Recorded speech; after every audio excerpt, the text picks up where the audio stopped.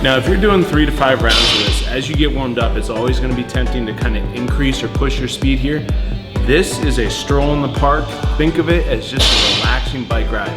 So I'm watching my speed here, 18 to 20 miles per hour. If you're clocking yourself heart rate wise, you wanna be below or in that 70% range. Let's say you're 30 years old, you wanna be around 130, 135 beats per minute. Maybe spiking up to 140, but that's about it. And we're just kind of strolling the park here. Second movement is gonna be a hamstring band pull down. What I like to do here to get a little more tension on the band is wrap it around my foot once. Then from there, I'm gonna take this up around the back of my neck. And again, just like the good morning, we want it as low on your neck as possible. From there, my leg comes straight. I'm laying back down. I'm gonna pull down, let it pull me up. Pull down, let it pull me up. We're gonna do about 8 to 10 of these on each side. Use your arms to take some of the tension off of your neck. Keep the opposite leg straight.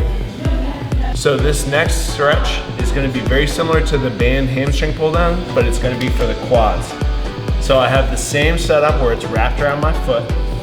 So this time I'm lying on my side, I'm gonna pull this leg back like I'm doing a quad stretch.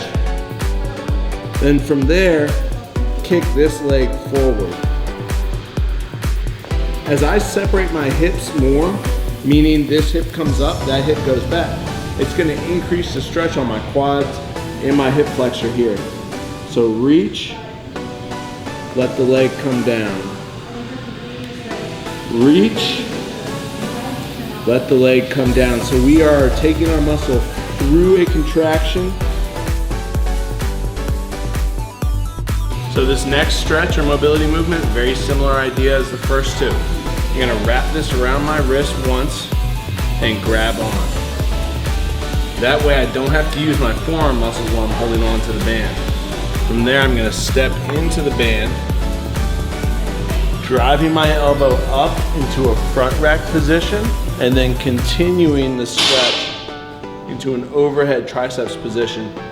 And in this position, I'm getting an awesome lat stretch all the way through down into my triceps. So extra pressure comes from my opposite hand on the outside of the elbow here. And again, we're gonna do these for reps. So these next two movements are gonna be T-spine, upper back, rotational mobility drills. The first one is going to be just your basic, some people call this thread the needle. All I'm gonna do is reach through and then drop this shoulder down towards the ground.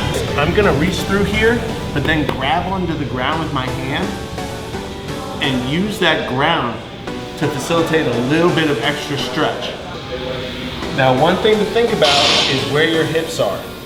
The further forward my hips are, the more I'm gonna tend to shift. Notice how my hips shift towards you as I'm here. If I sit back all the way, my hips can't shift nearly as much. What that's gonna do is force more stretch through my upper body. And we're gonna go switching off. So you're gonna come up here and then switch. The way that I suggest to start those is start with your hips a little higher, and then as you get into it and you start to loosen up, then drop the hips back. Now the second exercise off of that thread the needle is to actually decrease the distance of the needle thread and then rotate up and away. Same principles apply here for your hips. So the further you sit back, the less total rotation you're gonna get, but the more emphasis on this kind of, from the mid-core up, the more emphasis on the upper quarter T-spine rotation. So we're gonna thread the needle to a small degree and then rotate.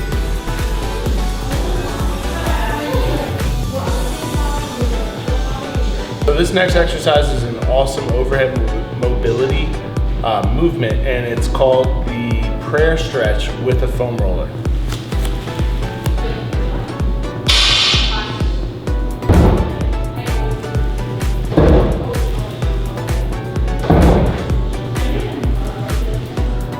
So last movement that we're gonna work on for this recovery workout is going to be lunge patterns with overhead reaches and rotations. I'm gonna have you hold a foam roller. You don't need to, but it's just a nice thing to kind of keep my arms in line here.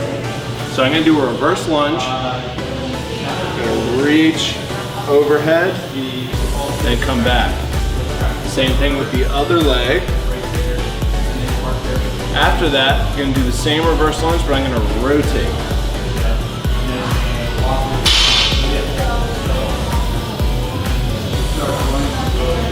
And we're gonna go for about 10 total lunges, so five of each of these, each side. 10 total lunges per leg, let me specify.